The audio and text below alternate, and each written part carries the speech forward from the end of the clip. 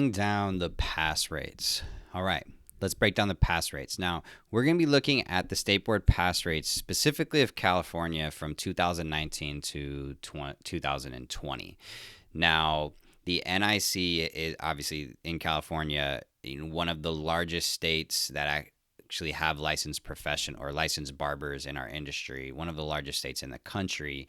And so I really want to look at some data here to break some of these pass rates down. And I want to talk about why it's important for us to talk about these and how it specifically applies to you and taking your exam. So right here, if we scroll down and we look specifically at the practical examinations, we can look at the barber tab here, and it breaks us down from quarter, right? First, second, third, fourth quarter.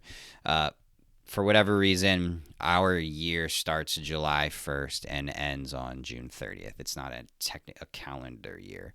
And so July 1st, in this first quarter, we see 750 candidates passed, 353 failed, right? 569 passed, 277 failed, and so on and so forth. During this fourth quarter, why are the numbers low? It's because of COVID and people weren't, students weren't allowed to take the tests. And this written exam, barbers, 681, 771 failed, 566 passed, 501 failed. If we wanted to do some simple math here, right? So we'll go ahead and just take on this first quarter. So to figure out what this pass rate is going to be is we would just do 750, right, divided by 1103. That's going to be 68%. So 68%, that's about 7 out of 10 pass the practical exam in that quarter. Second quarter, 569 divided by 846, 67% pass in that quarter. Let's go down and now look at the written.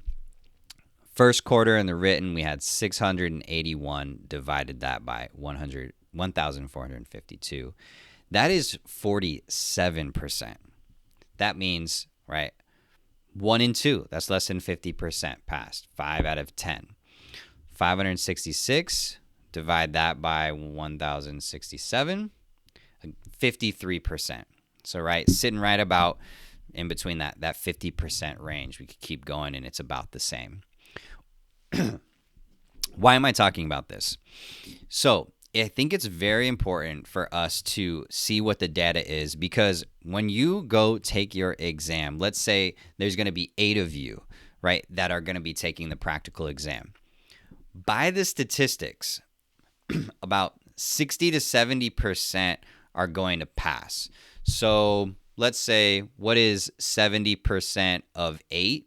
That's right, 3/4. That means 6 out of 8 are probably going to pass the practical exam, right?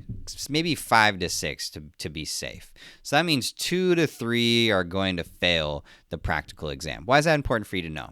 Well, for me, when I took my practical exam, I remember I went in, and there's going to be different times during the test where each individual, the proctor is going to watch each individual do a part of the procedure. So say for the shave, they're going to go through their shave steps, and the proctor is going to go watch one person. They'll do the shave steps, and then they'll move on to the next person, on to the next person. So you're going to be standing there doing nothing, and you're going to be watching the other candidates, do the different procedures of the practical exam. Be aware of the pass rates. Why I'm telling you this, because there's going to be some bad apples that are in the group. There's going to be some candidates there that do the wrong thing. Why I'm telling you is because you want to stick to your preparation. You want to stick to your education. When you go in there, don't let anyone else derail you or confuse you. If you see someone doing something, you want to have a critical eye, right? When you're watching someone else do the shave, you might want to be thinking about what are they doing right or what are they doing wrong. But don't let it second guess you of what you're going to do. Because if you start copying the wrong person in the practical exam, that actually might be the person who failed. And so I just want to let you know, when you go into that exam, not all the candidates are going to pass. And so you don't actually want to be too influenced by those that are in the room, right? For me, you've heard my story. On the day that I took my test, 3 out of 8 candidates passed. There was at least 4 that didn't pass the practical exam. I remember when they were doing the shave or when they were doing the haircut, I noticed, man, I think they might have messed up there. Sure enough, they did. And I'm glad that I didn't allow them to make me second guess myself, right? Because I ended up being the minority there. I ended up being one of the only 3 people who passed. Let's talk about the written exam, knowing about these pass rates. With the 50% pass rate, you have 90 minutes to take your exam. You're going to be sitting at a computer, at least in California, it's a computerized test. You're going to be sitting there, and you're going to be in a room full of people. Why I'm saying this, I don't want you to be influenced by if someone finishes earlier than you, or if someone is faster than you, or what have you. I want you to stick to your test, right? I want you to just focus on yourself. I don't want you to be, worried about what anyone else is doing, whether, they go really fast and you're second guess yourself or whatever. Because the reality is that based on this data, 50% of them are going to fail. When I took my test, one guy was in and out, within like 10 minutes or so. And I was like, man, that was really fast. And sure enough, he ended up not passing. Not saying that if you're a fast test taker, that's bad. That's not what I'm saying at all. Because sometimes, you the first answer that comes to your mind, they say is often the right answer. There's nothing against taking a quick test, by no means.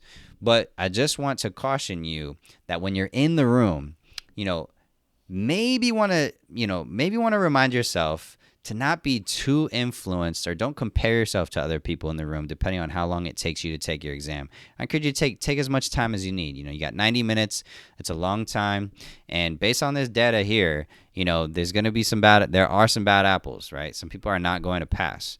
I also want to mention this because a 50% pass rate, I don't want you to be intimidated by that. I don't want you to be afraid. What I want it to do is I want it to motivate you, right? I want it to light a fire a little bit and be like, okay, 50% of people pass this. I want to be a part of the 50% that gets the license, not part of the 50% that has to retake this thing. So do not underestimate the written exam. Please do not underestimate the written exam. You need to open up your textbook. You need to be studying. Open up your CIB. Go study the exam topics. Be thorough with this, because by the numbers, the written exam is actually a more difficult part than the exam than the practical. All right. So I wanted to break down these pass rates for you. In hopes for you, again, as we're doing this scouting report, I just really want you to understand what you're getting yourself into when it comes to even other people that are going to be taking the test with you, but also understanding kind of, what are the trends, what's the data that's out there, and hopefully that will give you some more even confidence to go, and motivation to go pick up the textbook and start studying. All right. That's what you got to know about breaking down the pass rates.